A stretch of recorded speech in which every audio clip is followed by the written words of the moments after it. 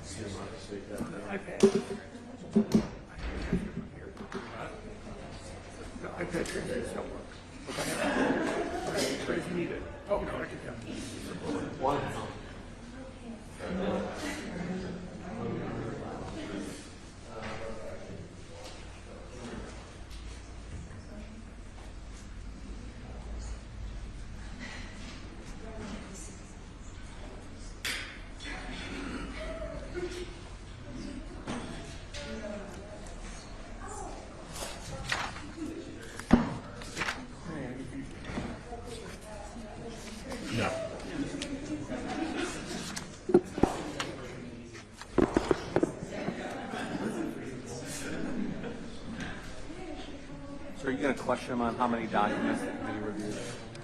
No. Not at all? Okay. It's in his declaration. How many witnesses? It's in his declaration, so I'm not going to go into that. That was for your buddy.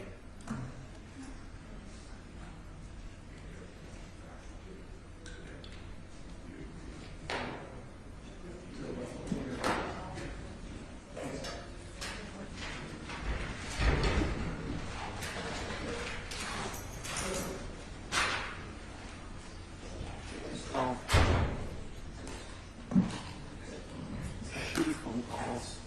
Actually, supportive phone calls are outweighing shitty phone calls. About 2 to 3 to 1.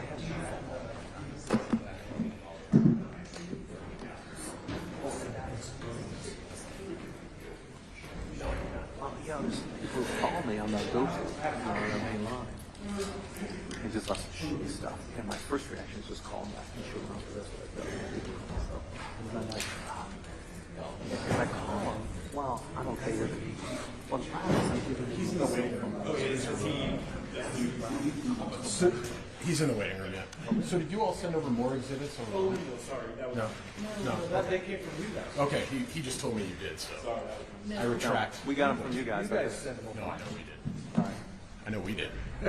As you gritted So down. we haven't even had a chance to look at them. Can I look at them? See what that? What we sent over? Yeah. Yeah. I mean, like right now? Oh, you don't have that yet? No, we were at lunch. There's exhibits of McCarthy shortly after January 6th saying that Trump is responsible. There's some tweets from Tim Heaphy, 4 of them in response to the interview that you guys sent the article over about, saying that, you know, he's been taken out of context and Trump is responsible for everything.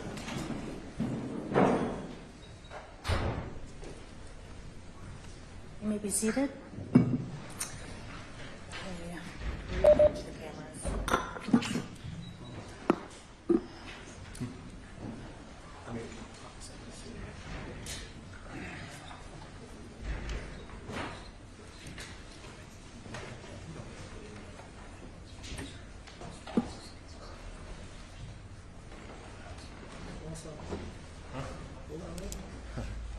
I feel like I'm playing poker.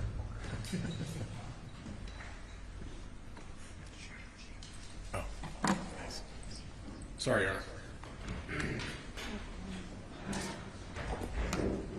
And has Mr. Heafy been admitted? Great. And there's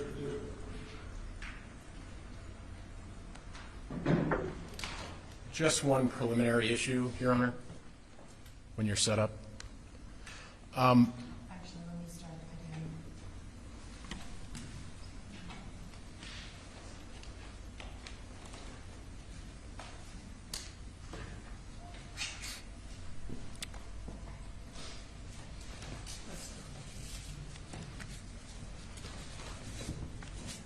Your computer tends to.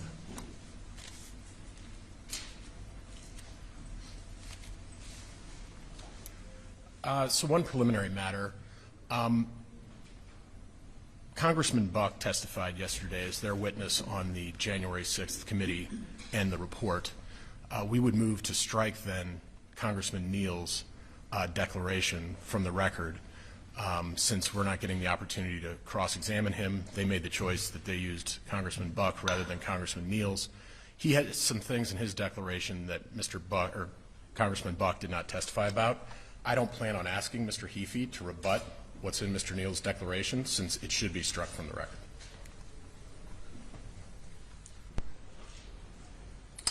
I already additionally admitted the testimony, or the January 6th, and considered Mr. Neal's declaration. So I think to the extent Mr. Heafy has things he wants to say about that, he should go ahead and say them. Okay. But given that I conditionally admitted, you may decide that it's not necessary. Okay. But I can't kind of remove, well, I can. I mean, that's what they say about bench trials, right? That you can forget what you saw. But I think it would be my preference if Mr. Heafy has things to say about the Neal's declaration, he probably should.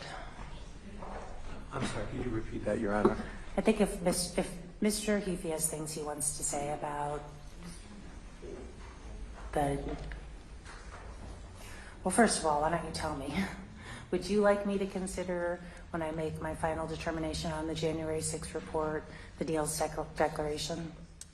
Yes, Your Honor, and we believe it's proper. The court isn't necessary.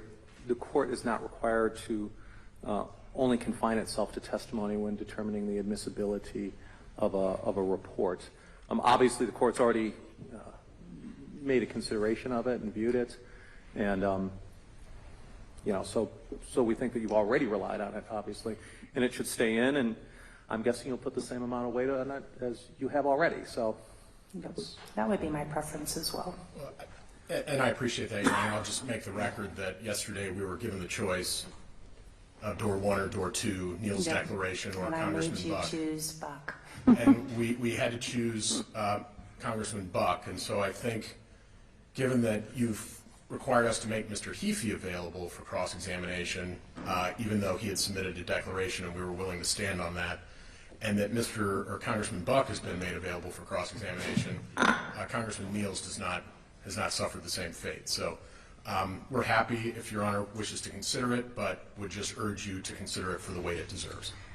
And I agree. I'm being a little bit contradictory here, but why don't you, if Mr. Heafy's ready to respond, why don't you do that? And in my final findings of fact, conclusions of law, I will state one way or the other whether I considered Mr. Neal's declaration. Thank you, Your Honor.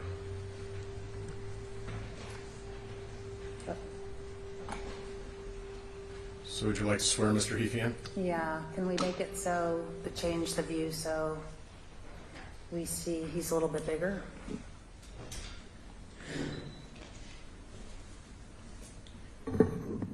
Mr. Heafy, can you hear me? Yes, I can hear you fine, Your Honor. Okay, so I think that you're going to need to do something to get closer to the microphone because you're very faint. Okay. Is this any better? It's getting better.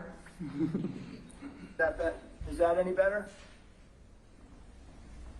Not really? No. Not great. Okay. I apologize for the technology issue. You're not the first, Mr. Heavey. Yeah.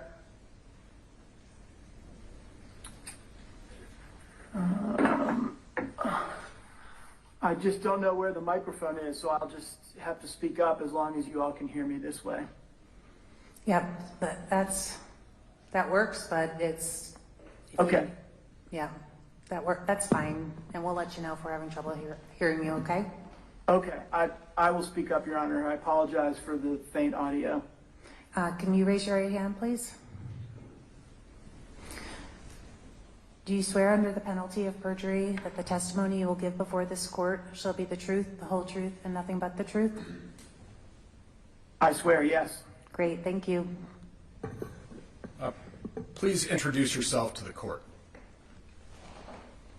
My name is Tim Hafey. It's spelled Heaphy. I'm a lawyer at Wilkie, Farr, and Gallagher in Washington, D.C., and I previously served as the chief investigative counsel to the House of Representatives Select Committee to investigate the January 6th attack on the U.S. Capitol. So we'll get to the January 6th committee in a moment, but just want to go over your background a little bit. Where'd you go to college? I went to the University of Virginia. What degree did you get? Got a bachelor's degree. I was an English major. That was in 1986. Did you go to law school? I did. Where'd you go to law school? I came back after 2 years off. I came back to UVA and graduated with a JD in 1991. What did you do after graduating from law school? I was a law clerk to Judge John Terry on the District of Columbia Court of Appeals, and then I worked as an associate at Morrison and Forster law firm in San Francisco. How long did you work at Morrison and Forster? For about 2 years until my wife graduated from graduate school, and we then moved back across the country to Washington, D.C. What did you do when you went to Washington, D.C.? I was an assistant United States attorney in the District of Columbia. Eric Holder was the U.S. attorney at the time who hired me. What did you do while you were an assistant U.S. attorney in the District of Columbia? I was there for almost 10 years, and I kind of moved through the various sections in the office, tried 65 jury trials. Ultimately, my last assignment was in a gang prosecution unit. I had a 13-month-long racketeering trial, capital case in federal court in Washington, D.C. What did you do after leaving the U.S. Attorney's office in the District of Columbia? I moved to Charlottesville, where I still live, to be an assistant U.S. attorney in the Western District of Virginia. That was in 2003. And what did you do when you were an assistant U.S. attorney there? Similar to what I had done in D.C., investigated and prosecuted a wide array of federal crimes. After 3 years in the U.S. Attorney's office in Virginia, where did you go? I went to private practice. I went to the McGuire Woods law firm at offices in Richmond and Charlottesville. What type and a of white-collar defense, criminal defense practice. Sorry, Sean. No worries. Did you do investigations as well? I did, yes. And how long were you at McGuire Woods? I was there for a little over 3 years until I went back into government service in the Obama administration. What was the government service that you went back into? President Obama appointed me to be United States Attorney for the Western District of Virginia, where I had been an assistant, and I was confirmed by the U.S. Senate in October of 2009, and I served in that position as U.S. Attorney till the very end of 2014. What were your duties as U.S. Attorney? I supervised the work of the office, all of the criminal prosecutions and civil cases tried by the 30 or so lawyers who represented the western part of Virginia. You said you finished there in 2014? Yes. What did you do after that? Went back to private practice to another Virginia-based firm, Hunton & Williams, where I was splitting time between Richmond and Washington, D.C. I was the chair of the white-collar defense investigations practice at Hunton & Williams. At some point, did you do some work for the city of Charlottesville? Oh, we lost you. Yes, I lived in Charlottesville, lived there this whole time, and in August of 2017, there was a horrific public event at which there were public protests and fatalities, and the city hired me and a team from Hunton & Williams to do an independent review of how my own client, the city, prepared for and managed that event, and there were a couple of previous events that summer of a similar nature. And I put together a comprehensive report about the Charlottesville events. Was that event in August of 2017 the Unite the Right rally? Yes, it was. When did you become involved with the January 6th committee? Not until it was formed, I believe in June or July of 2021, the House passed House Resolution 503 creating the Select Committee. Soon thereafter, there was an effort to put a staff together, and I was one of the first half a dozen people hired to be involved in the leadership of the staff. What was your official position? Chief Investigative Counsel. How did you get that position? I spoke to the people that were tasked with putting the staff together. That was largely the Speaker Pelosi's top aides, as well as a couple of people that had already been hired, the staff director and chief counsel to the January 6th committee. I spoke with them and was hired, I believe, in the middle of August. I started like August 15th or 16th of 2021. What were your responsibilities as chief investigative counsel? And I should back up. Chairman Thompson, I spoke to him, and he ultimately made the hiring decision to hire me as chief investigative counsel.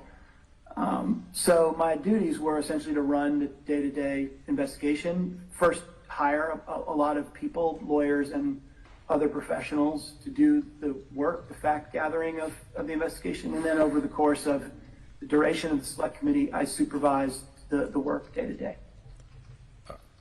How many lawyers ultimately were there roughly on the investigative staff? Yeah, it varied at times, but it was about 20 total lawyers, and then a bunch of other professionals, some subject matter experts, some paralegals, and other professionals that helped contributing to the investigative team. How did you choose who would be on the investigative staff? Investigative experience, candidly, I was looking for people that had been investigators, that had interviewed witnesses, that had reviewed large amounts of information to derive what was relevant, whose judgment and character I trusted. But I have very strong interest in serving on the committee, so it's really ultimately a very talented group. What percentage were individuals from the U.S. Attorney's Office or DOJ, roughly, who had investigative experience? I think out of the 20 lawyers, about 3/4 were former DOJ lawyers at some point in their careers. And that was not an intentional thing. It was more, those were the lawyers that in my experience had really developed the skills that were most relevant to the work that we were doing, that could do lots of interviews, could review lots of information, and again, who had the right ethical approach to the work. How, if you know, did the investigative staff for the January 6th Select Committee differ from typical congressional investigative staffs? Most of the people that we hired had never worked in Congress before, because again, Congress really doesn't do these kinds of investigations very often, and therefore a lot of the lawyers from other congressional committees didn't really have as much investigative experience. The work differed. My understanding, Mr. Grimsley, I had never worked on a congressional investigation before, but my understanding is that the other thing different about our process was the involvement of our members, the members of the committee themselves were very involved in the day-to-day turning of the wheels of the investigation. They participated in interviews. They had up to the minute, sometimes daily reports on what we were learning. And I think that's different from the normal congressional process where the staff does most of the work, the fact gathering, and the members, are sort of given that information before a public proceeding. But as you understand it, typically the investigative staff does not include seasoned investigators from the DOJ. I don't believe that is typical. That's right. Now, what party affiliation are you? I'm a Democrat. I was appointed by President Obama and have, yes, been on record as being a Democrat. Was there any political litmus test for determining who would be on the investigative staff for the January 6th committee? Absolutely not. I frankly don't know the political affiliation of most of the people on the staff, unless they said something or did something that would reflect that. But it was not something that I ever asked about or was a criteria. Well, just focusing on people who you did know, were there Republicans on the staff? Yeah. Yes, there were. Can you give me some examples? Sure. John Wood, for example. John was a Bush-appointed U.S. attorney, and he actually ran for Senate as a Republican, left our staff to do that in 2022, I believe. He came to us through Ms. Cheney. Ms. Cheney had another counsel who reported to her directly. Mr. Kinzinger had a lawyer, I believe, who was also a Republican. So there are a handful that were, but again, that was, in my view, sort of incidental to their work and not something that we asked about. When did your team begin the actual investigation? Right away. We knew all along that we were under a time crunch. We were going to expire at the end of the Congress and had just a lot to do. So almost immediately upon my arrival in August of 21, we were requesting documents. We were starting to talk to people. I think some of the first transcribed interviews in which I participated were in September of 2021. So very soon after the committee was formed. How long did the investigation last? It lasted up until 11:59 p.m. on January 3rd of this year. I mean, we used kind of every possible minute to get things done. So it was about 16 or 17 months altogether. Did you intentionally string out the investigation so that it corresponded with the midterm elections? Your Honor, I would just object to leading. Overruled. No, Mr. Grimsley, there was no stringing out. Quite the opposite. We were very focused to move as fast as we could, and frankly, could have gone on another 16 months and had additional, potentially relevant information to try to find. What was the final result of the investigation? The resolution that created the select committee required us to produce a report that would make both factual findings about the facts and circumstances that gave rise to the attack on the Capitol and make some recommendations to try to prevent similar events in the future. I believe the report, I don't remember the exact date, but sometime in mid to late December was issued. It's 845 pages, and that's kind of the official record of the committee's factual findings and recommendations. Have you submitted declarations in this matter? I have, yes. Have you reviewed those two declarations, your opening declaration and your supplemental declaration? Yes, I did earlier today. Do those continue to be truthful and accurate to the best of your knowledge? Yes. Your Honor, I'm not going to go over the declarations. You have them, and I know the intent of this was for cross-examination, but I do have some questions for Mr. Hafey regarding rebuttal issues. Okay. So you would like me to consider the declarations that you submitted? Yes. Okay. Thank you, Your Honor. Just to short circuit this rather than go into it at length since you've seen them. Now, there has been some suggestion by Congressman Niels in his declaration. Well, first of all, have you reviewed Congressman Niels' declaration in this case? Yes, I have. Now, he suggests that the January 6th report is somehow compromised by virtue of the fact that the committee presented doctored evidence at the hearings. Are you familiar with that allegation? I am, from Congressman Neal's deposition and some public reporting on that issue, yes. What is your response to the assertion that evidence was doctored? To strongly disagree with that characterization. As I said in my declaration, there was a text message that I believe a member of the committee used during one of our public proceedings, which incorrectly indicated that a particular sentence from a text message is ended as opposed to continued. A period was inserted instead of an ellipsis. And when that was called to the committee's attention through our spokesperson, we acknowledged the mistake. It was a mistake, not an intent to doctor evidence or mislead. I think there was also some allegation that there was video or audio that was doctored. Again, strongly dispute that there were some times where we used in public proceedings silent Capitol Police surveillance footage and then dubbed over that contemporaneous police radio transmissions, timed in real time to correspond with the images that were in the surveillance footage. And I don't consider that to be a doctoring of evidence. It's simply putting two pieces of evidence taken contemporaneously together. So that, unless I'm forgetting something from Congressman Neal's declaration, I believe those are the two allegations that I would dispute. Those are the only two. Did you ever hear any allegation that other evidence was doctored somehow? No, I don't think so. I mean, those specifics I recall. No, I'm not remembering any other specific accusation of doctoring of evidence. How many pieces of evidence were actually presented, and I don't need an exact number, but just ballpark, during the 10 public hearings?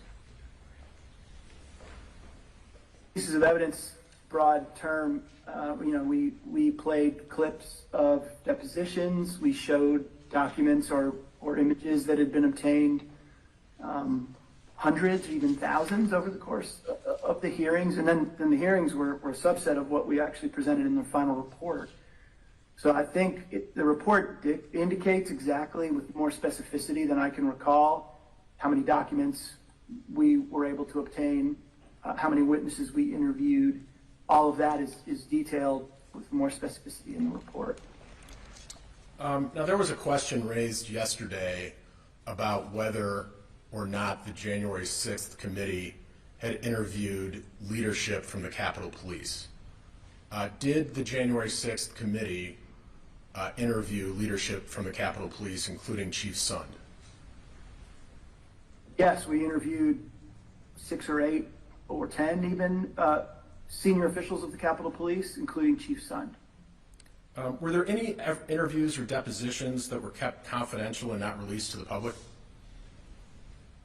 Yeah, there were a handful of national security related witnesses, primarily people that worked and some who continue to work in sensitive positions inside the White House, that we agreed that we would not release the identity of those witnesses or the transcript because public release would be debilitating to them individually and to the safety and security of the White House complex. So there were a handful, 3 or 4, I think, of those transcripts that we did not release for that reason. Other than that small number of transcripts you did not release for national security purposes, were there any other interview transcripts or deposition transcripts that were not ultimately made public? I don't believe so, no. Now, do you recall that the committee took a deposition of a person named Patel, former Chief of Staff to Acting Secretary of Defense Christopher Miller? Yes, I was personally present for that and participated in the questioning of Mr. Patel. Was his deposition transcript kept confidential somehow? No, I believe it was released and made public along with all the others at the end of our investigation. Was there any effort to keep his deposition transcript secret for a longer period of time? No, absolutely not. Was it the very last one released? No, not that. Again, there was no rhyme or reason to the order in which they were released. We did them all at the end. And I don't remember even when his was, we released them in 10 or 15 or 20 or 30 at a time over those last few days of the committee's existence. So I just don't know.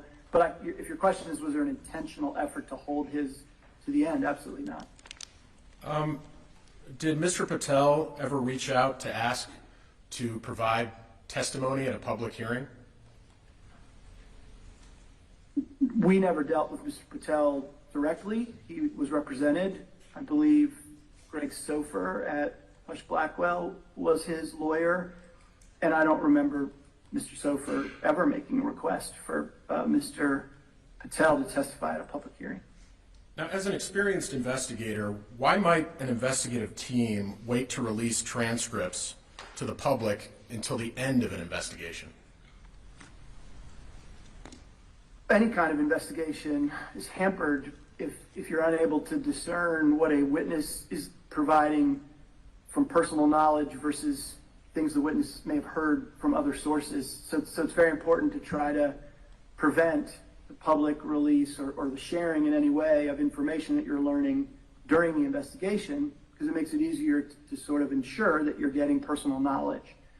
So we didn't release either publicly or to witnesses what other witnesses said, even who other witnesses were, because we wanted to ensure that what we were getting from each witness was a product of his or her memory, not something that they read in a transcript or saw in a news report. And that's pretty standard. That was not a unique practice to the select committee. That's the way I've always, I've always done this. Now, did the Department of Defense produce documents to the January 6th committee? Yes, a lot of documents. A lot of agencies did, but defense included. Did the Department of Defense refuse to produce or withhold documents, relevant documents that have been requested by the committee? No, they were completely cooperative.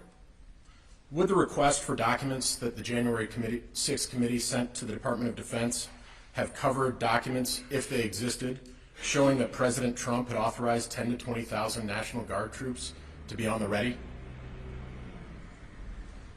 Objection, Your Honor. I'm not aware. What's the objection?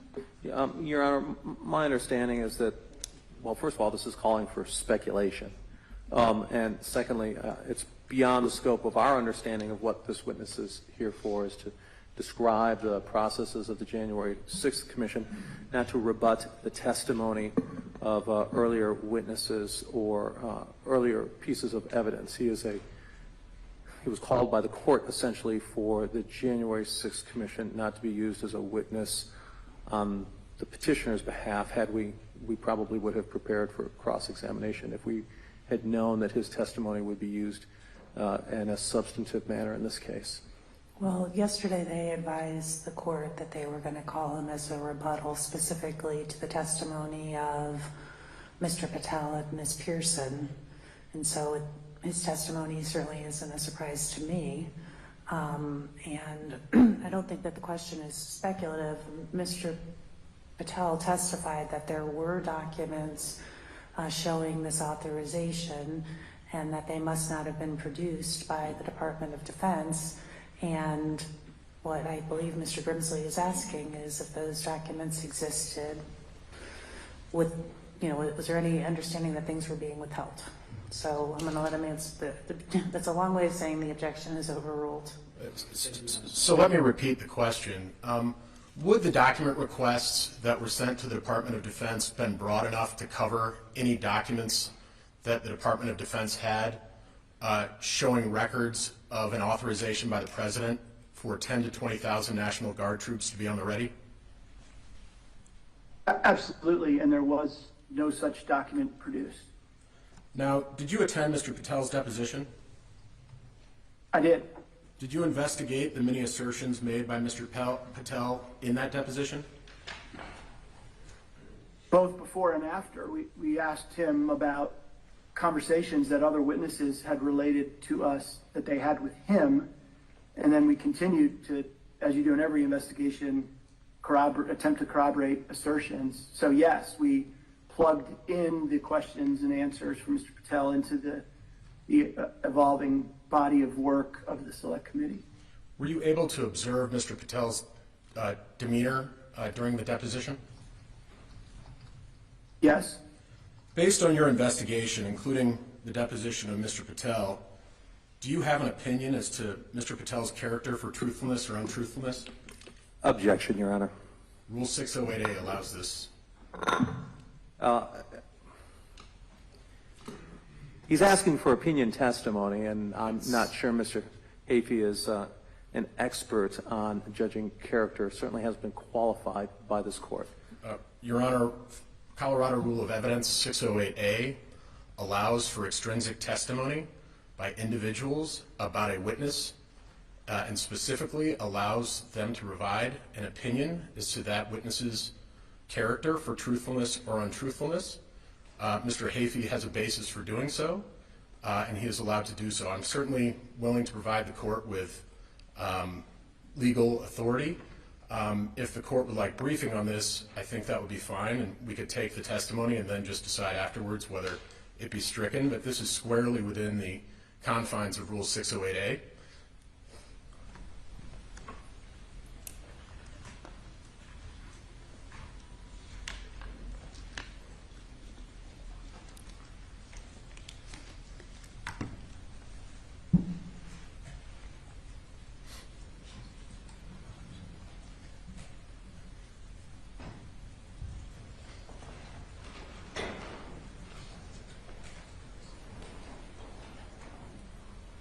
I'm gonna sustain the objection. You may ask him what parts of his testimony they were contradicted by other evidence, but I'm gonna let you have him opine on whether or not he thinks that Mr. Patel is a truthful person. Mr. Hafey, did your team investigate the claim that the president had authorized 10 to 20,000 National Guard troops to be on the ready? Absolutely, yes, we did. We elicited testimony about that from Mr. Patel's boss, the acting Secretary of Defense, Chris Miller, who I believe testified on the record that there was no such order authorizing the deployment of 10,000 or any other number of National Guard troops. Did you see? Your Honor, we would object to that as hearsay and ask that it be stricken. Your Honor, this was part of the investigation. I was asking precisely what you had said I could ask him about. The report is hearsay. The comment, any information within the report about those statements is hearsay. The witness's statement is, or the statement that the witness is testifying to is hearsay. It's intended to prove the truth of the matter asserted, and it's an out-of-court statement. If we had subpoena power and adequate time, we would be able to talk to former Secretary of Defense Mark Meadows, or I'm sorry, Chief of Staff Mark Meadows, but I'm sorry, Miller. Miller. I'll get the right name yet. Secretary of the Army Miller, but it is hearsay, Your Honor. I've already accepted the finding that they could find no evidence, including from Mr. Miller, about the 10 to 20,000 troops. So I'm going to sustain the objection that the testimony is cumulative. No further questions on direct, Your Honor.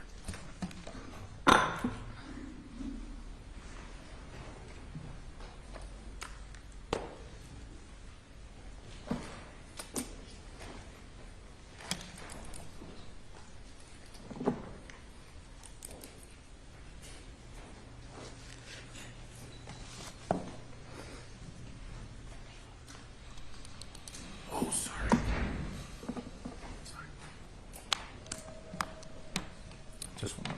Could you hand me my computer?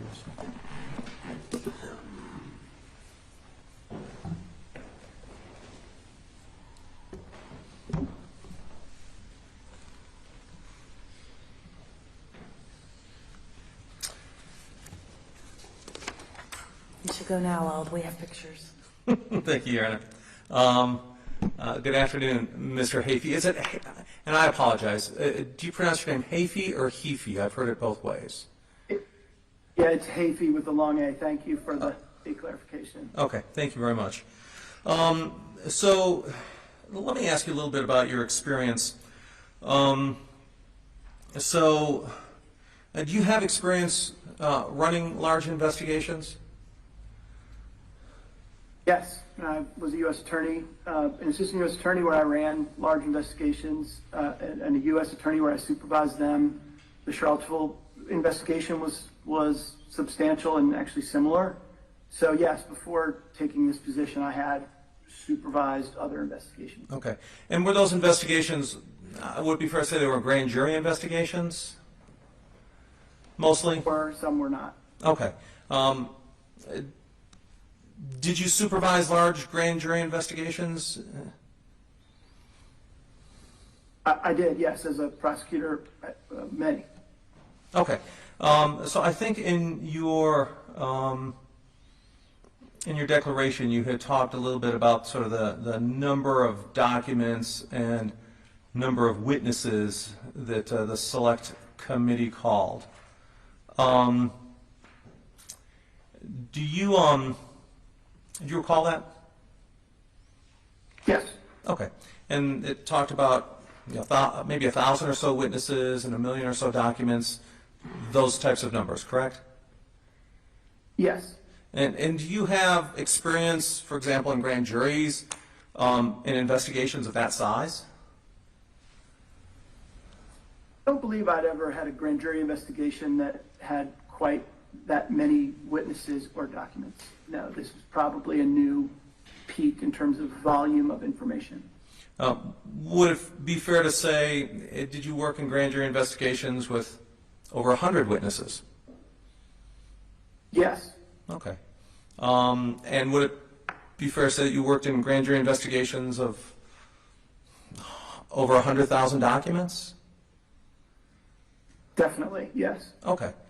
And you'd agree with me that those are, I guess, would you agree that those are substantial numbers of documents and witnesses? I mean, it's all relative, but yes. I mean, you're getting into the hundreds of thousands. I would agree with you that that's substantial. Okay. And did any of those investigations result in indictments? Yes, Okay. And after that indictment, you take that case to court, I assume, correct? someone does, yes. When I say you, I speak in collective, your office. Yeah. Okay. And, Yes, that's right. Yeah. and did you ever go to the office, to the judge and say, Judge, we have a lot of witnesses, well over 100 witnesses, and we have over 100,000 documents, and so therefore you should accept these as true for, and you need not accept any more for a conclusion of guilt?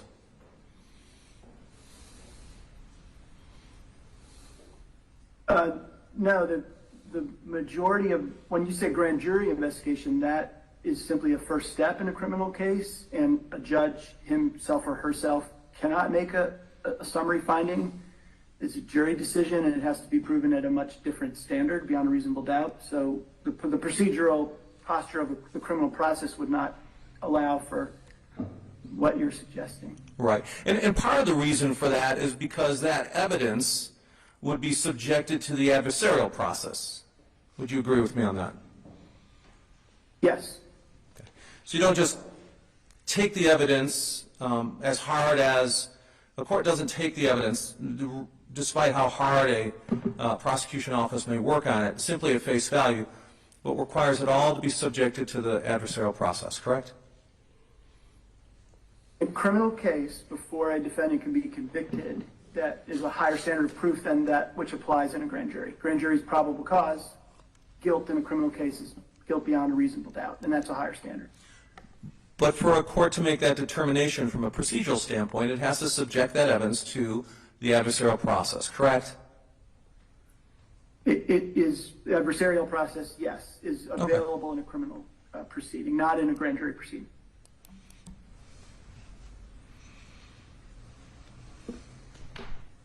Now, you had talked a little bit about the House members, the members of the Select Committee, their involvement in the committee's activities, correct? Yes. Okay. And then how it differs from your understanding of the normal process, correct? Yeah, anecdotally, I think our members were more involved in the investigative process than they typically are in other congressional committees. Okay. And it sounds like, and I'm asking you to repeat some of your testimony, but I just want to make sure I'm clear. So you talked, for example, about Mr. John Woods as a member of the investigatory staff, correct?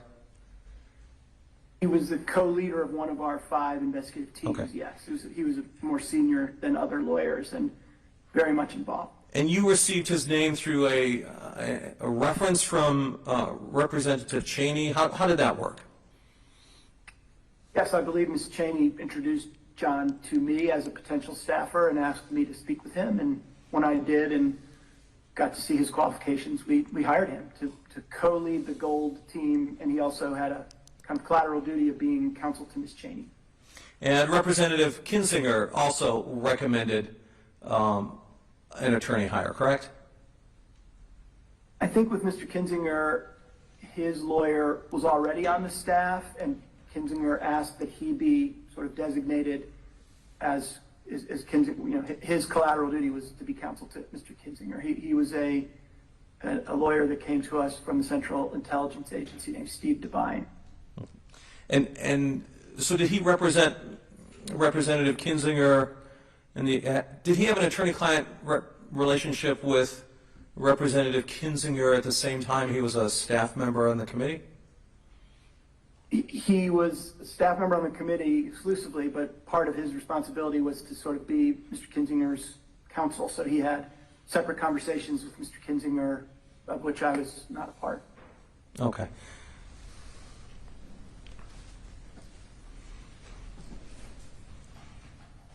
Now you said normally, and I'm just trying to get a sense of the extent of your knowledge. You said normally congressional committees don't include sort of seasoned investigators of the type that you appointed or hired on the committee. Is that correct? That's a generalization, but my anecdotal impression is that this sort of professional background of the lawyers that we hired on the select committee, is atypical for congressional staff. Congressional staff lawyers are generally policy people and experts on policy, whereas I was looking more for investigative experience. And there are people in Congress who work in Congress with investigative experience, but not as much as in the Department of Justice. Okay. Now, I think in your declaration you talked a little bit about the members and the purpose of the committee. What was the purpose of the committee? Find the facts and circumstances that informed the insurrection, the attack on the Capitol, and to make recommendations to try to motivate changes in law that would make similar attacks in the future less likely.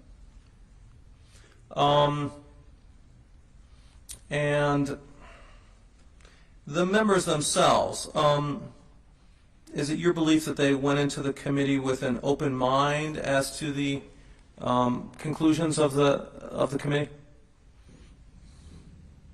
They were present for the event, so they certainly had some preconceived sense of what happened. But in terms of the overall findings of the committee, yes, I do believe that they were open-minded as to where the facts would lead as we conducted the investigation. Okay. And was one of the conclusions of the committee that President Trump engaged in an insurrection? Yes. Okay. So was Representative Benny Thompson, was he the chair, am I correct, of the committee? Or a co-chair? Yes. Okay. He was the chairman, yes. Okay. I'd like to show you what's Exhibit 1084. And Your Honor, I believe these are going to be tweets that were sent by members of the committee at some point after January 6th. We would object that Mr. Hafey does not have personal knowledge of these. They have not been authenticated. But in any event, if the insinuation is that somehow only the members of the committee had a preconceived notion as to Mr. Trump's involvement, we would like the opportunity on redirect to show the many members of the Republican caucus who also had a similar view after January 6th. I'm going to allow you to show the tweets, so the objection is overruled to the extent it's objecting to the tweets. Okay. Thank you, Your Honor. Could you show Exhibit 1084, please?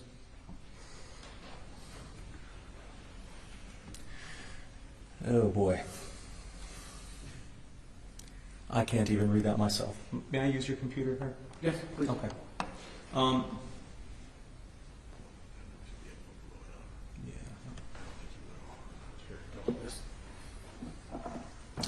can come stand over here. Let me see it right here. We're just having some technological fumbling on my part. Mr. Hafey, I apologize. So, Mr. Hafey, do you see this? Okay. Do you see this exhibit? Yes, Okay. And you see that that was sent by Representative Benny Thompson? I see some tweets that he issued, it looks like on January 6th, that the day itself, yes. Okay. And you see where he tweeted, Trump fed this vile monster, I'm sorry, said fed this monster with his vile and dangerous talk. Do you see that? I do. Okay. Is your view that that statement is consistent with going into the January 6th committee with a fair and open mind? Look, I think there were things that were obvious on January 6th, like what Congressman Thompson said, but the facts and circumstances that gave rise to those events was uncertain, and that was the task of the committee. So yes, I don't consider that statement to be one reflecting a closed mind at all. And if I remember correctly, the committee, one of the things that the committee concluded was that President Trump himself was responsible for events, for the violence that occurred on January 6th. Is that correct? President Trump and others, conspirators, yes. Okay. And so I'd like you to, we scroll down a little bit, I'd like you to look at that second tweet where it says, the events of today, referring to January 6th, are the inevitable result of the tyrannical and idiotic leadership of Donald Trump. In your view, would you view those as consistent with someone entering into these investigation with a fair and open mind? Yes. Again, it depends on what you mean by fair and open mind. There were some things that were obvious on January 6th, but the overall view of what facts and circumstances informed those events was very much an open question and was the primary task of the committee. So, yes, I would consider Chairman Thompson to be open-minded throughout the course of the investigation. Okay. Could we go to Exhibit 1085, please?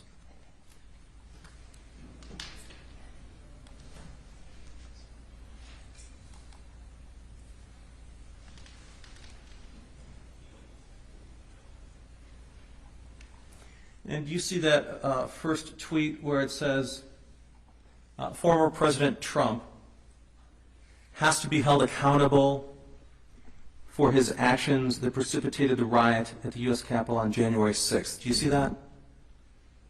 I do. And is, in your view, that statement consistent with someone going into this investigation with an open mind? Same response, yes. Okay.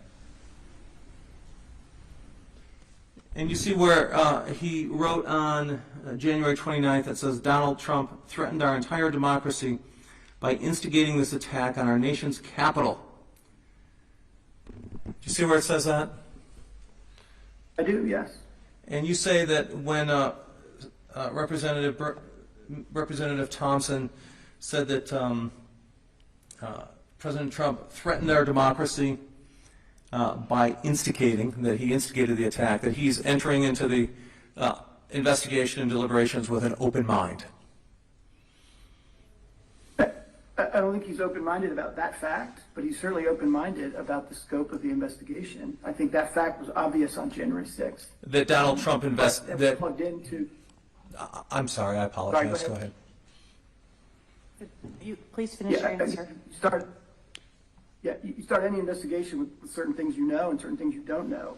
The fact that President Trump instigated the attack was obvious on January 6th, just from his words during his speech on the ellipse. We were plugging those facts into what motivated them, how people reacted to them, the facts and circumstances, the response of law enforcement and otherwise. So just because certain facts are sort of obvious at the beginning of an investigation doesn't mean that the investigation has reached a conclusion or is closed-minded.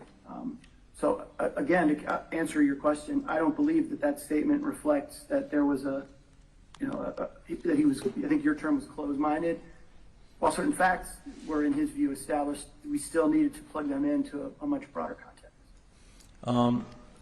Do you think from those statements that Representative Thompson could be fair and impartial in his investigative approach for January 6th? Absolutely, and he was throughout the entire investigation. Okay. You see where Representative Thompson in his tweet included this sort of block statement that says he summoned the mob, he assembled the mob, and he lit the flame of the attack. Do you see that? I do. Okay. And it's your view, I'm assuming, that that is fully consistent with him being fair and impartial with respect to investigating President Trump's culpability or non-culpability for the events of January 6th. We were not investigating the culpability or non-culpability of any one person. We were investigating the facts and circumstances that informed the attack on the Capitol. Certain things were obvious at the beginning, other things were not. So in terms of his overall approach to the investigation, to fill out all of the relevant facts and circumstances, I don't believe he was in any way biased or had a preconceived notion.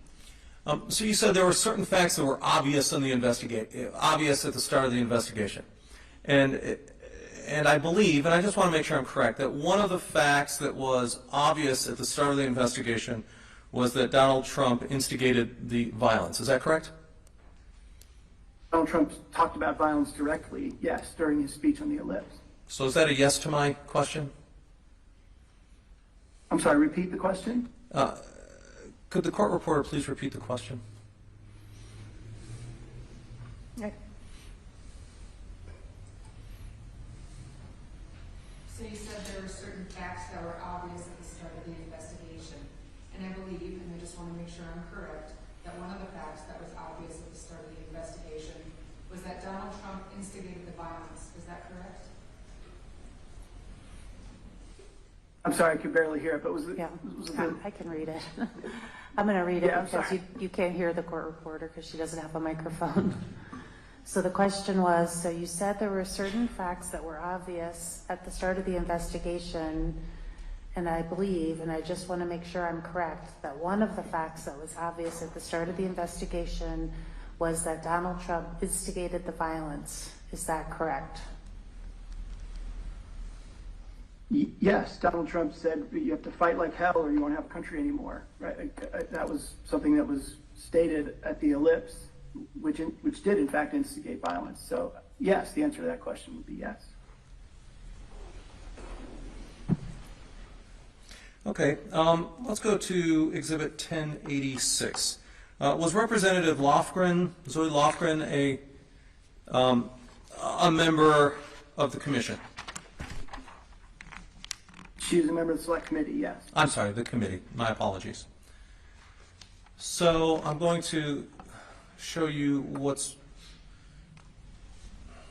designated as Exhibit 1086.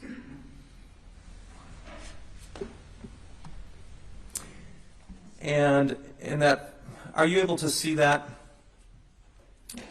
Yes. Okay, and I ask you that because at the moment I can't see you, but we'll continue from the video. I can certainly hear you. And she says in the last sentence of that tweet, Trump incited this and he's a threat to the security of our country. Is it your testimony that that statement is consistent with being fair and impartial in the investigation? Yes. Okay.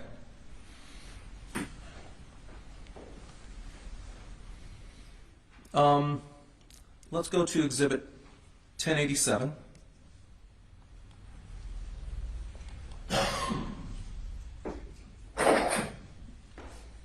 And this, it looks like at the top is a official press statement from Ms. Lofgren.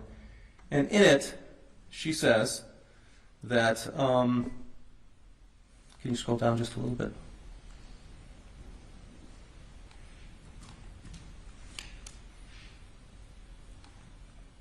Excuse me one moment, Mr. Hafey.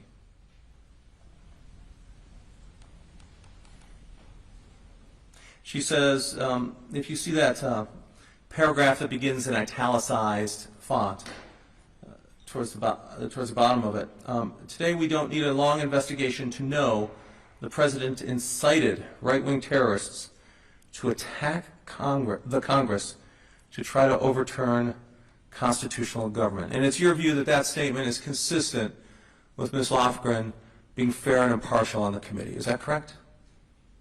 Yeah, look, I would characterize that in all of these tweets as essentially sort of hypotheses based on observations at that point that certainly informed the investigation, but I don't consider them to represent a closed mind about those facts and circumstances. Same answer as I had with Chairman Thompson's tweets. Okay. Yes, Well, they certainly had opinions at the beginning based on their own observation that I would call hypotheses that were a starting point, but we were comparing everything we learned to those hypotheses. That's what happens in an investigation. okay.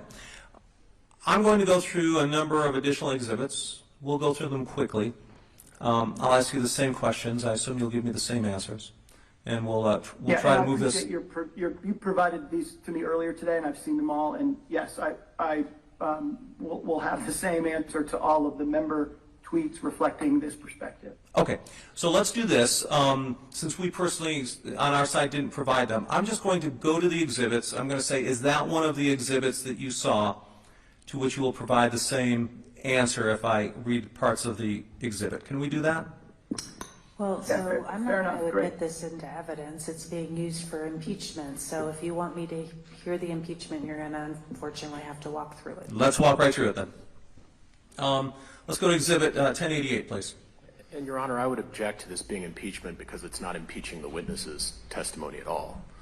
Well, yes, it is. It's impeaching he says that everybody was fair and open to any possibilities of where the investigation could lead, and Mr. Gessler is saying, no, they weren't. I think that's proper impeachment.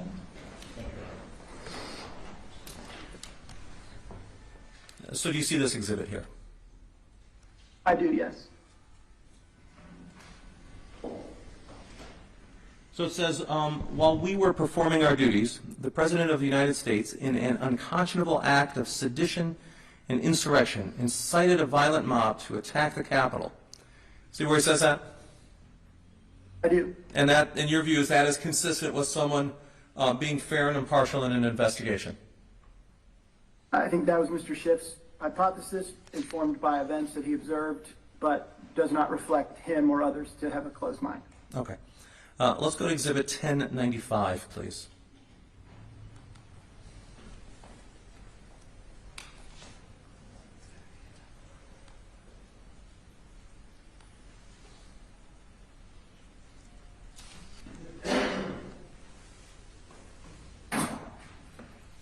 One moment, Mr. Hafey. Can you stand up right next to me here, Joanna? And let's do it that way.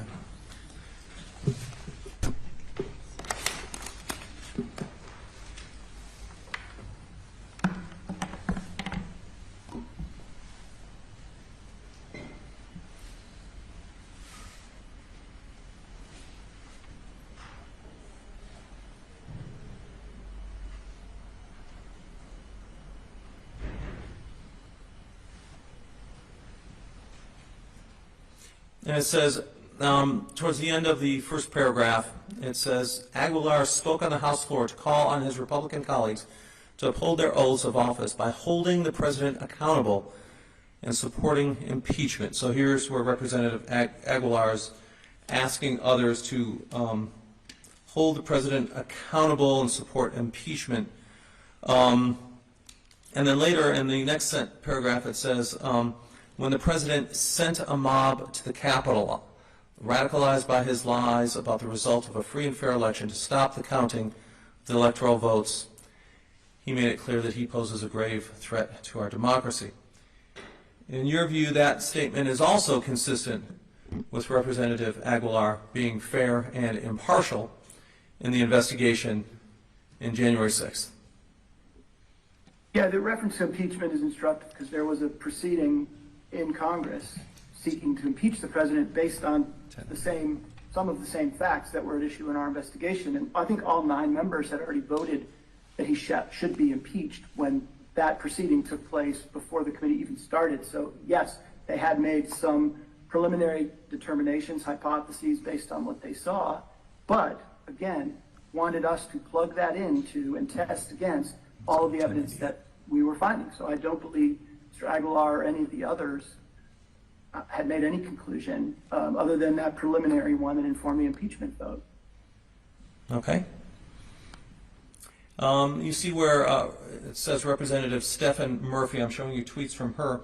Was she a member of the select committee? Yes, she was. Okay. And here she says the president incited a violent insurrection against our democracy, proof he's unable to uphold the Constitution. Is that statement consistent with her being fair and impartial in this investigation? Yes, I believe so. Okay. Let's go to Exhibit 1099, please.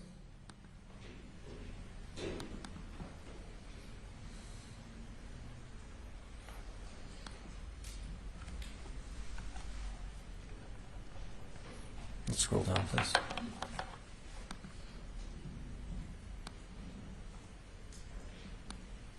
Okay. So this says that the 9 impeachment managers will present, this is the second to the last paragraph, the 9 impeachment managers appointed by the House of Representatives will present overwhelming evidence of the facts of former President Trump's incitement of the violent insurrection that took place in and around the Capitol on January 6, 2021.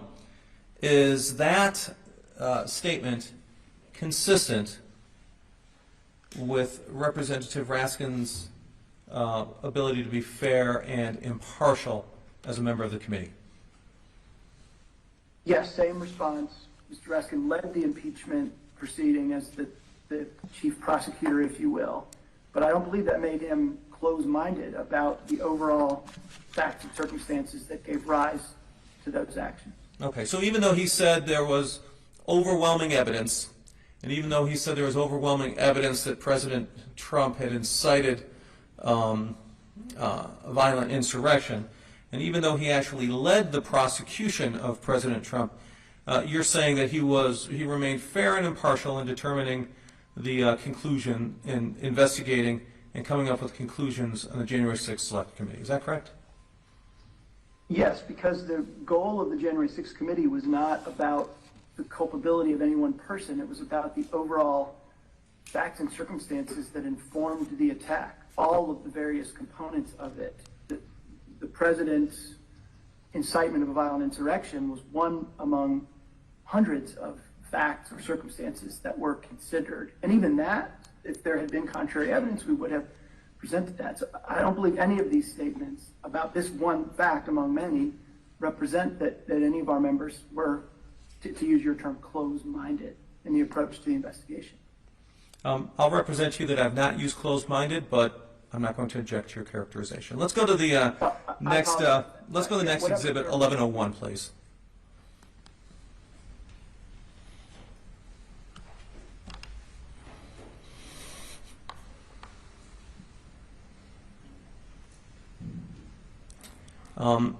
So here it says, and this is a remark from, I'll represent to you that this is a remark from Representative Luria. Did Representative Luria serve on the commission? I'm sorry, on the committee? Yes, the committee she did. Okay.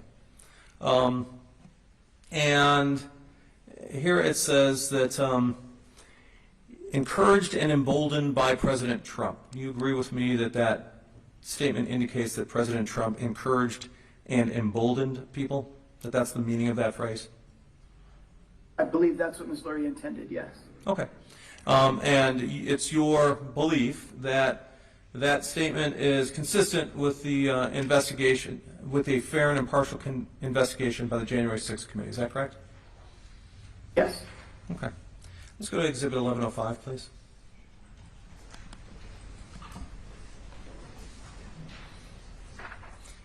And this looks like an official statement from Representative Cheney. Is that correct? I think so, yes. Okay. And did Representative Cheney serve on the Select Committee? She was the vice chairwoman of the Select Committee. Okay.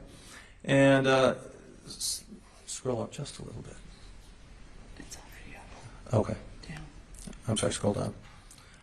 So do you see where it says, the President of the United States summoned this mob, assembled the mob, and lit the flame of this attack. Everything that followed was his doing. None of this would have happened without the President. Do you see where it says that? I do, yes. And is that statement consistent with Representative Cheney approaching the workings of the Select Committee in a fair and impartial manner? I believe Ms. Cheney was always fair and impartial, yes. And I apologize for using the wrong term before, closed-minded. But I think all of the members were fair and impartial throughout the process. Okay. There is no apology needed. Although I appreciate that. Let's look at Exhibit 1106, please.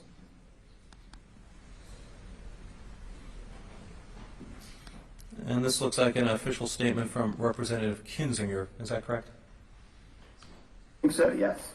Okay.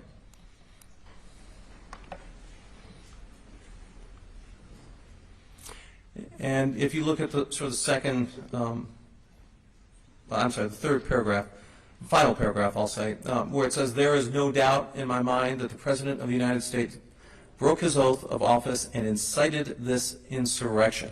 See where it says that? Yes. Okay. And is that statement consistent with approaching the workings of the Commission in a fair and impartial manner? I believe so, yes. And this also reminds me that I think all of these statements that you're showing me were put forth at the time of the impeachment proceeding. And they were declaring their position on impeachment. I will vote, I believe he says in this very statement, I will vote for impeachment. So he had made a personal decision that what he had seen and had been presented was sufficient to vote in favor of impeachment. Our lens was much broader, obviously, and a very different standard. So I don't believe that Mr. Kinzinger or any others were anything but fair and impartial throughout. So let's talk about that impeachment proceeding for a second. So the impeachment proceeding, is it your understanding that the articles of impeachment were whether or not President Trump had engaged in an insurrection? Is that correct? No, I was not involved in that and don't remember the specific allegations in the articles. Generally, my belief is that they believed he was unfit to continue service, but I just don't recall what the specific articles of impeachment allege. I think they did involve insurrection, but I just don't recall. Okay, I'm going to represent to you, for purposes of my question, that in fact it did include a vote on whether or not President Trump incited an insurrection. And you said that all members of the commission had voted yes on the impeachment question. Is that correct? I believe that's right, yes. Okay. Do you know do you know roughly what the vote was overall? I don't recall. Okay. I'm sorry, I don't recall. I think all Democrats and some Republicans voted for impeachment. Okay. I'm going to represent to you that there were 232 votes in favor of impeachment, which constituted 54% of the voting members. And I'm going to represent to you that 197 members voted no, which constituted 46%.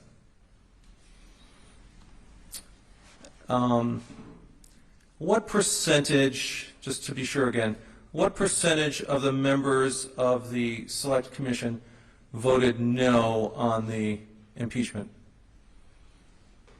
I don't believe any of our members had previously voted no. I believe all of them were in that 54% majority that voted yes. Okay. So would you agree with me then that with respect to the perspective that President Trump incited an insurrection, that 46% of the members of Congress, their points of view were not represented on the committee. That assumes that everyone who voted no voted true to their conscience and their personal belief, and I'm not certain I can say that that's accurate. I think a lot of people voted no when they actually thought he should be impeached. That's my personal opinion. Okay. Okay. Now, did the committee have any minority, any staff that was controlled by a minority opinion? Let me back up a little bit. Is it your understanding that congressional committees normally have a majority staff and a minority staff? Yes. Okay. And your commission did, and your procedures for the select committee did not have a separate minority staff, is that correct? We had one staff, that's right. There was not a majority and a minority. Okay.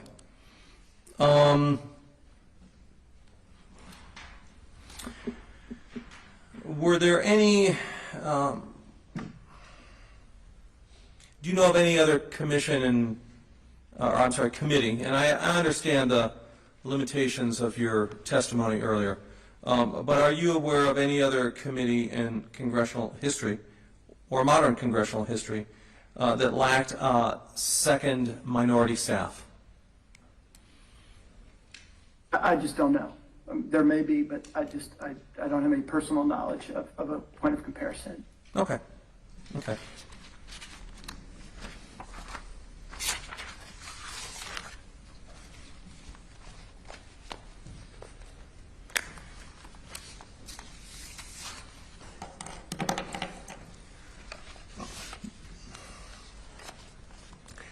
Let's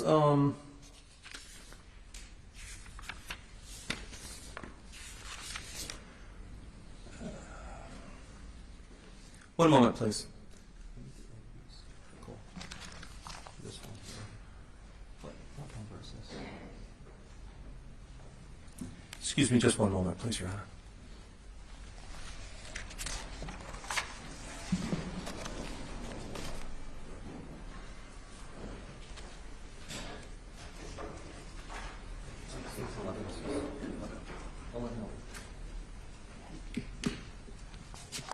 I'm going to pull up what's been marked as Exhibit 1108.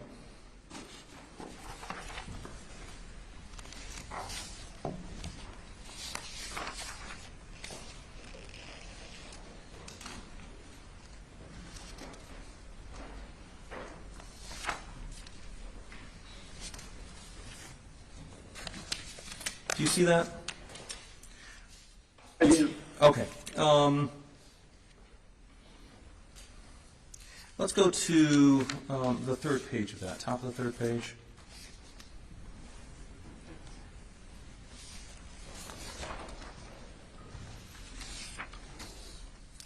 Do you see the paragraph that begins with, there was a lot of advanced intelligence about law enforcement?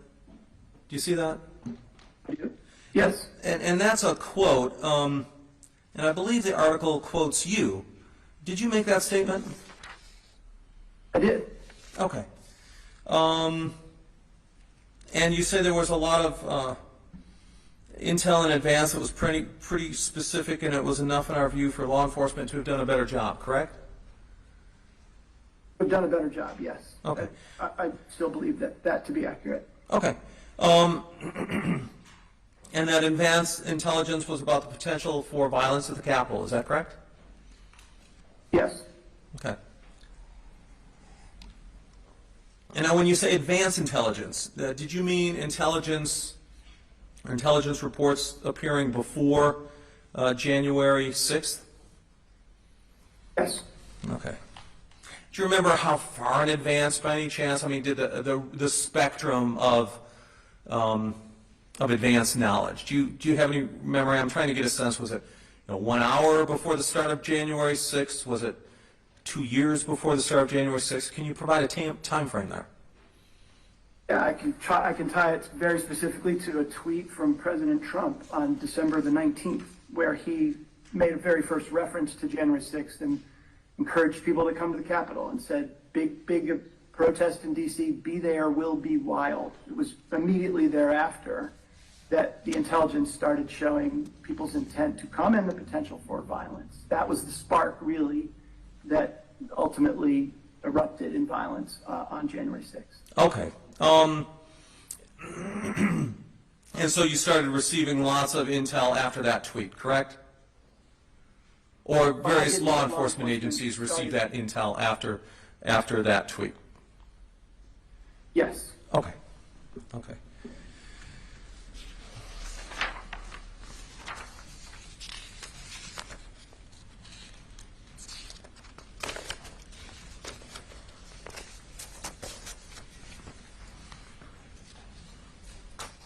And let's go to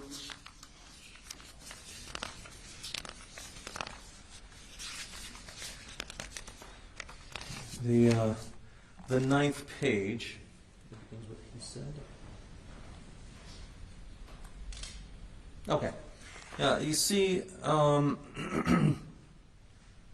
start with right there.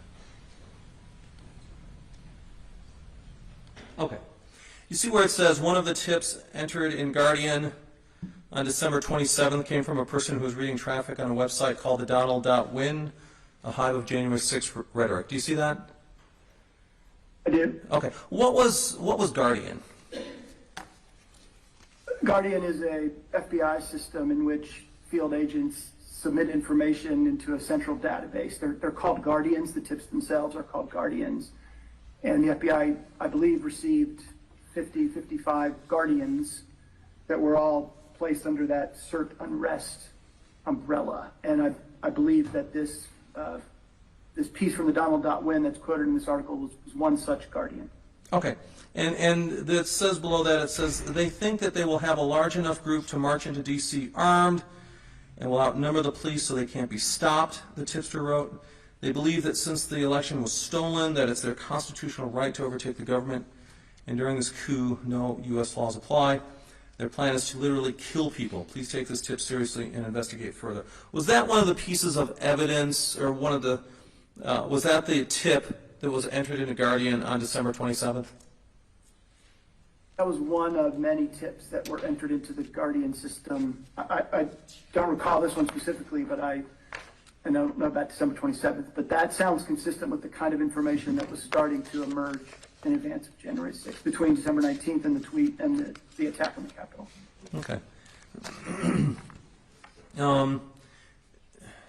Did you or the committee form an opinion that there was there were plans for violence that were made in advance of January 6th? Yes, I believe the Proud Boys, the Oath Keepers, there were multiple people in the crowd that did have very specific plans to commit acts of violence at the Capitol on January 6th. Okay. And I'm sorry, I believe there have been criminal convictions to that effect of seditious conspiracy, which requires the intent to use force in criminal courts, separate and apart from the select committee process. Okay.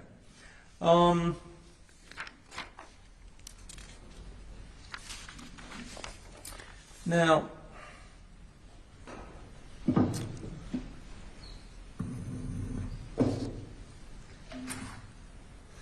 let me ask you this. This article also says,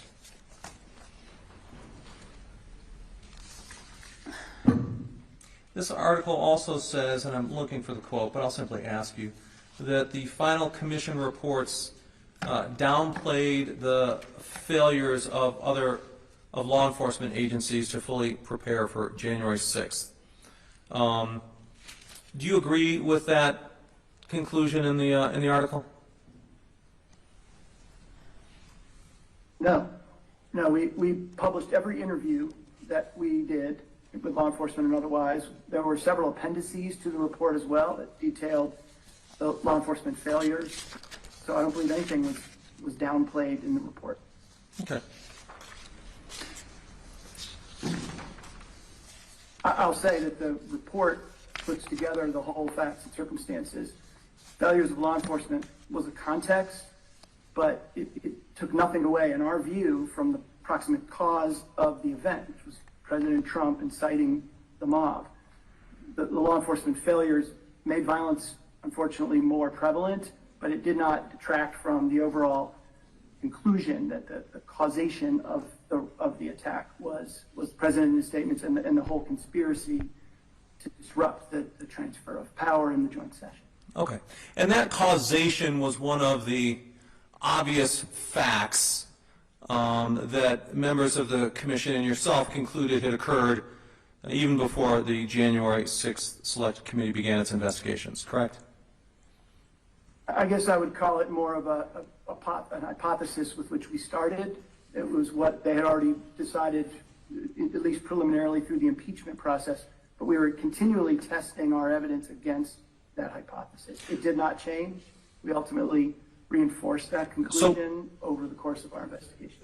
So let me ask you this, and we obviously this transcript will be used as part of the proposed findings of fact and conclusions of law and used by the judge. But I'll represent to you that earlier in your testimony you stated that the fact that President Trump instigated was viewed as a fact that was obvious on January 6th. Is that correct?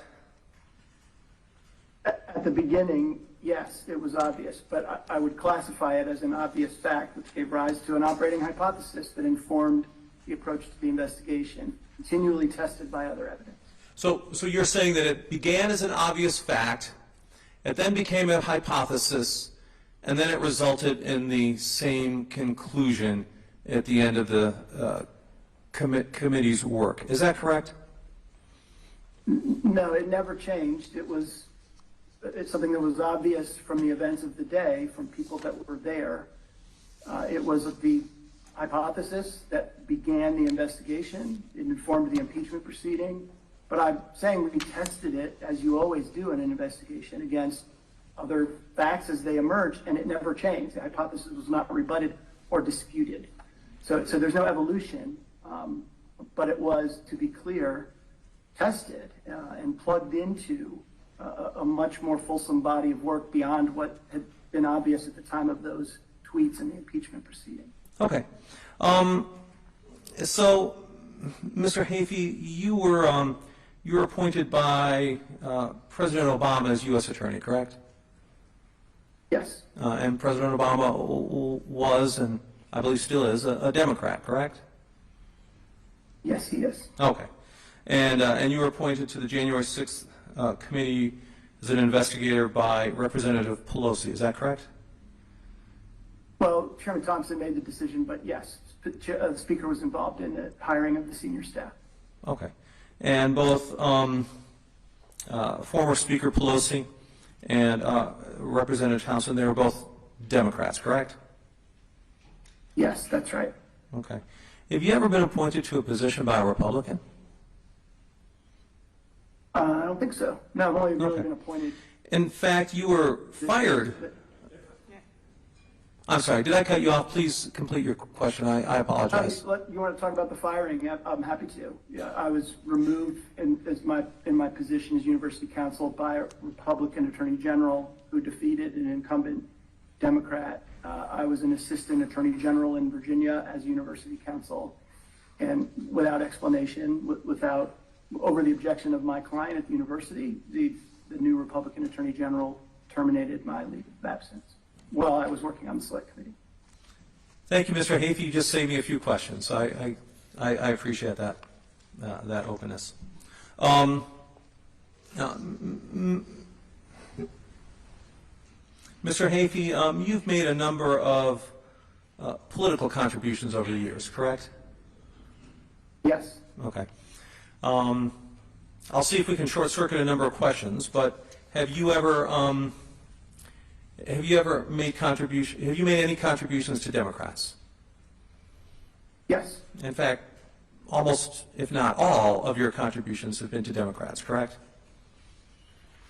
I think so. I don't know for sure, but I don't recall right now making a contribution to a Republican. I'm sorry, did you say you don't recall making a contribution to a Republican? I do not. Okay. I was trying to think if I gave John Wood money when he ran for Senate. I just don't think I don't believe I did.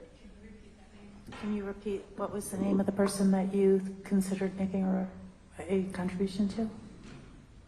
John was a staffer on the January 6th committee, and he left to run for the Senate in Missouri. I don't know if I gave him money or not. I took a huge pay cut to be on the select committee, so I may not have. But so to be clear, I'm a Democrat. I've given money to Democrats my whole life. That's absolutely right.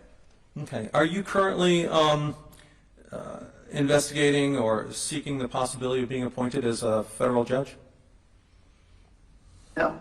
Okay. Have you had any conversations with anyone about seeking a federal judicial appointment? I've had conversations telling people I'm not interested in being a federal judge. With all due respect to judges, no, I have no desire. I am not insulted by that answer. It's a difficult job. One moment, please.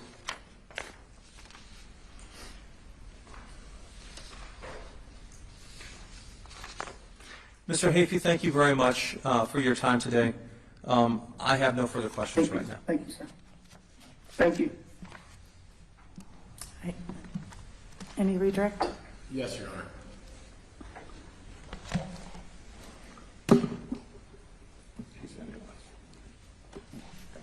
Mr. Hafey, I think you've answered this question, but you had answered in response to many questions about statements and tweets that have been issued in kind of the January 2021 timeframe that there were hypotheses that were tested. How were those hypotheses tested by the investigative staff on the January 6th committee?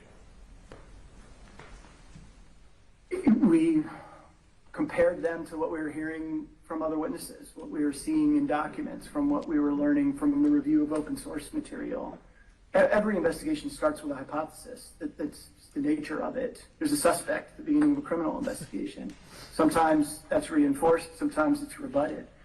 So it's hard to answer that question, Mr. Grimsley, because literally everything we did was always plugging in and continuing to synthesize and comparing it to our understanding of facts and circumstances.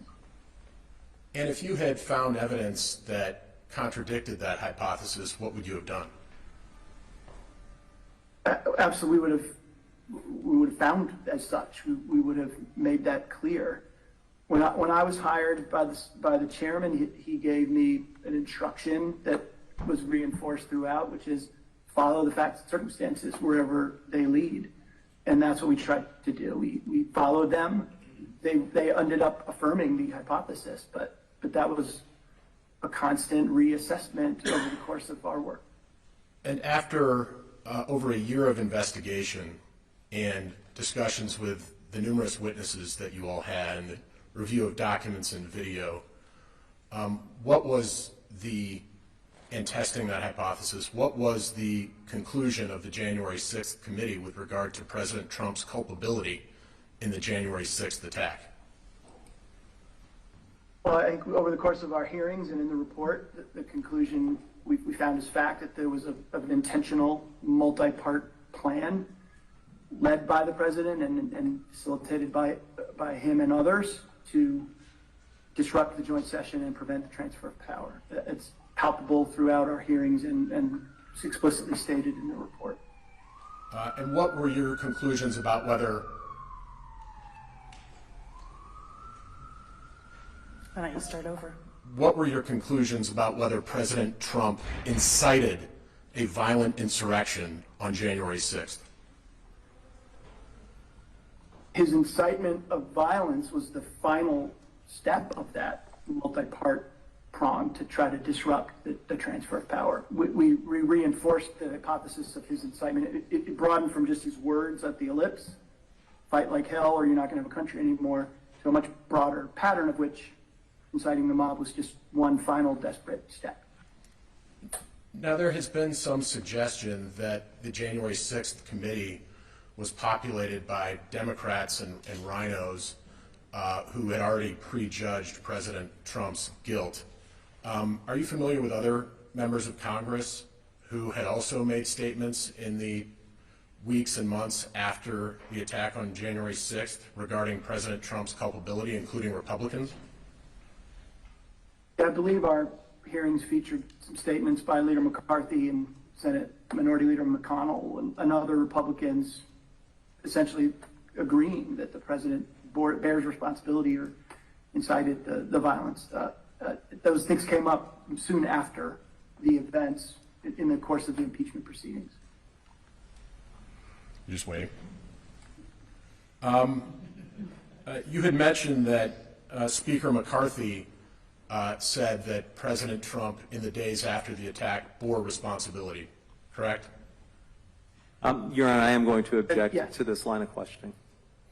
I asked him his understanding with respect to actual members of the committee, because we're talking about the processes of the committee, not processes or political opinions people may have had outside of the committee. Those are not relevant, nor part of my questioning, nor do we think appropriately for part of the direct exam. Well, there was a suggestion, Your Honor, that if one held a certain opinion shortly after January 6th, they were closed-minded and wouldn't change it. But I think Speaker McCarthy, or former Speaker McCarthy, is a very good example of somebody whose opinion may have changed over time. I think that you can bring in hearsay to impeach, but I'm not sure that you can bring in hearsay to rehabilitate the impeachment. Plus, I really don't. So I'm going to sustain the objection. That's fine, Your Honor. I'll move on. I think the point is made. You were asked some questions about Exhibit 1108, which was an article, I think, published earlier this year, which you gave some quotes, or at least there were some things you said that were quoted in. Do you recall that? I do. And do you recall there being some effort to use the quotes from that article to suggest that the January 6th committee had somehow omitted key evidence?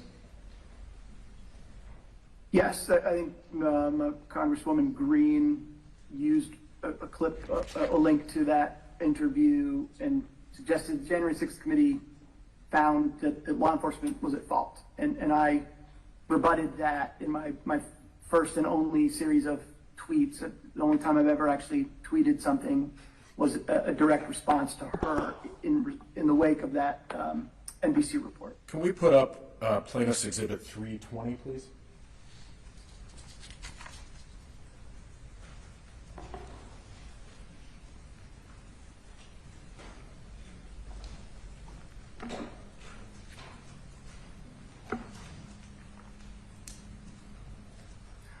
Your Honor, I guess I would object to this. The question was, did he agree with a statement in that article? He said no, did not authenticate it, did not endorse it, and that was sort of the end of it.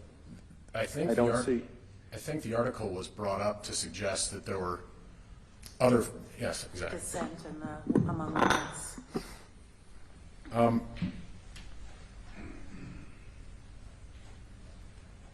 Do you see Plaintiff's Exhibit 320? I do. Was that one of the tweets, your 15 minutes of fame on Twitter, where you sent out a tweet following the publication of the article? Yeah, I think I actually opened my account that day for this purpose, and there were maybe 3 or 4 successive statements that directly addressed my statements in that article. And yes, this looks like the first or one of those series of tweets that it looks like February 5th. Okay, I see was the date. Could you read this tweet, please? President Trump and his co-conspirators devised and pursued a multi-part plan and prevent the transfer of power. That should be to prevent the transfer of power. He incited the crowd on January 6th and failed to act during the riot, despite being urged to do so. He and his enablers bear primary responsibility for the attack. And I'll ask you to just read a little more slowly, because I'm going to ask you to read a second one too. Can you put up Exhibit? Okay, I'm sorry. Plaintiff's Exhibit 321?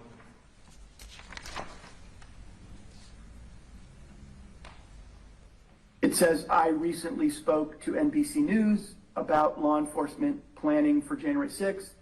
Since that interview, some have used my comments to suggest that law enforcement could have prevented the riot. That is false. The proximate cause of the attack on the Capitol was President Trump.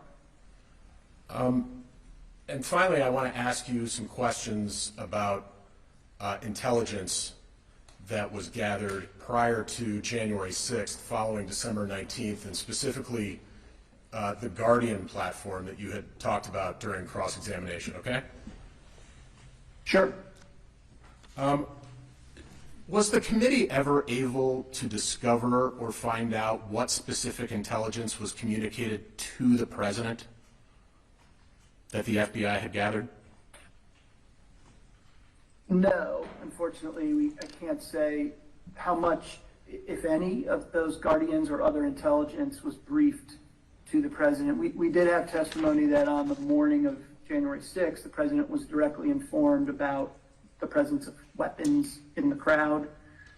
We had evidence that the night before he commented to a group of White House staffers, the crowd is very angry.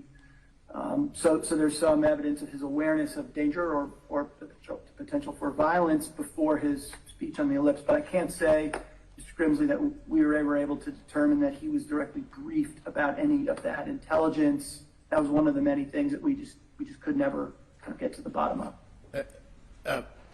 Was there some evidence about what Mr. Trump was told at the ellipse about individuals having weaponry? Yes, we had testimony that he was told about weaponry, that he actually asked that the magnetometers be moved and saying, these people aren't here to hurt me. He was very specifically made aware by staff of the presence of weapons in the crowd and proposed actually letting people bring weapons into the event. So I want to look very quickly at one of the pages you were shown from Exhibit 1108. If we could go to page 9, please.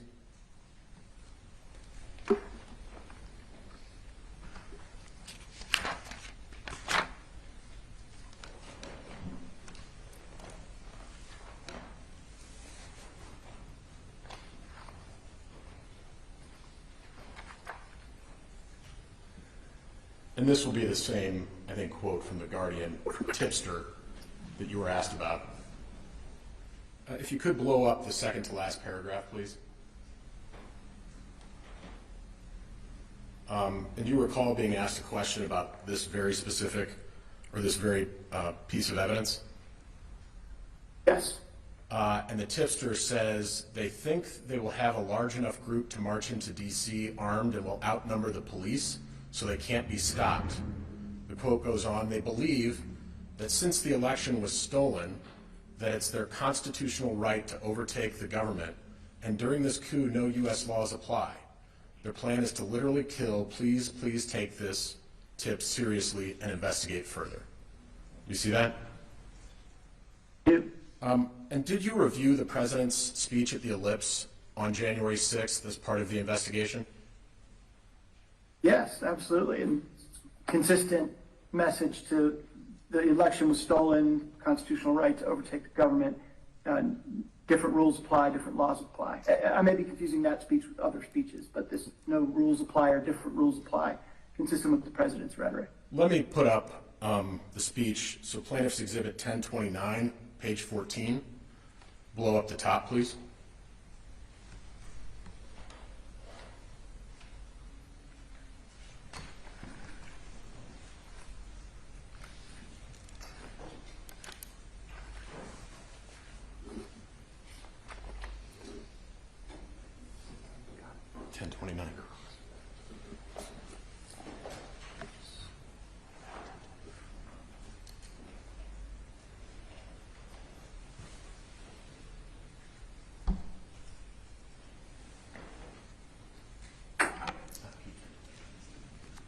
Sorry.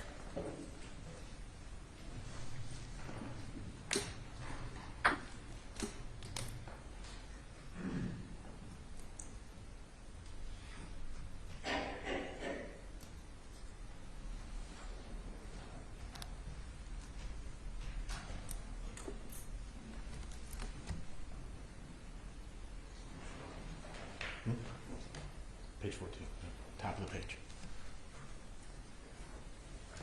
And this is a transcript of the Ellipse speech. And President Trump says, the Republicans have to get tougher. You're not going to have a Republican Party if you don't get tougher. They want to play so straight. They want to play so, sir, yes, the United States, the Constitution doesn't allow me to send them back to the states. Well, I say, yes, it does, because the Constitution says you have to protect our country, and you have to protect our Constitution, and you can't vote on fraud, and fraud breaks up everything, doesn't it? When you catch somebody in a fraud, you're allowed to go by very different rules. How does that compare to that piece of intelligence taken from The Guardian and cited in Exhibit 1108?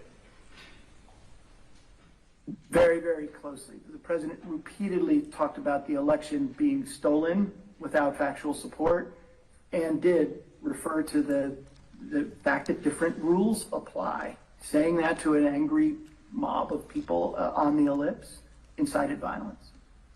No further questions.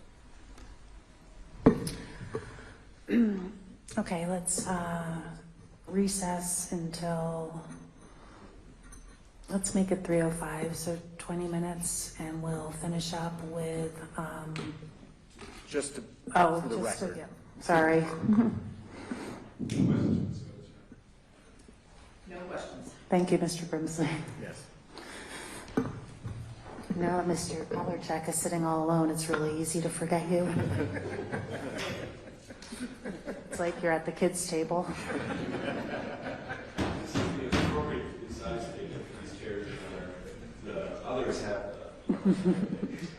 Okay, so we'll go back on the record at 3:05 to finish up with Professor Can we Delahanty. excuse Mr. Hafey? I apologize. Yeah, thank Mr. Hafey. Well, first of all, Mr. Hafey, I've been mispronouncing your name all week, so I apologize for that. And Common mistake, Your Honor. It's okay. you are released. Thank you.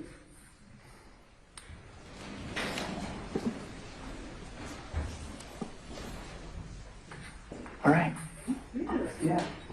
No problem. 1080 is the video.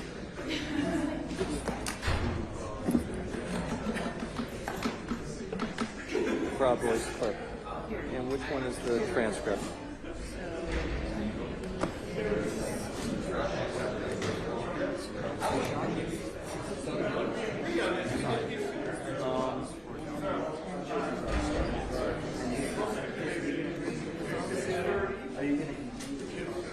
Yes.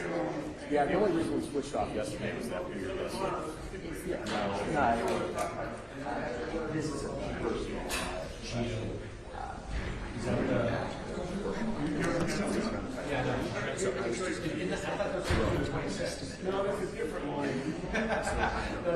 And those are the official remarks from 1081. Yeah, fair point. I'm not, I would say I'm on the side of sure. Best estimate for now would probably be maybe not. I don't have to see it. Okay. Okay. I'll believe. I don't remember doing that. But. And then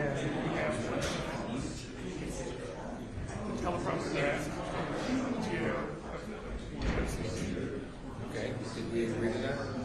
I think we put on after but it's consistent with the other. So now you're getting the stuff that I'm not going to use. Okay, well, you know what I mean? Yeah, fair enough. you're like 30 seconds. I know, it's done a little early. The way it was going, I was like, I gotta say.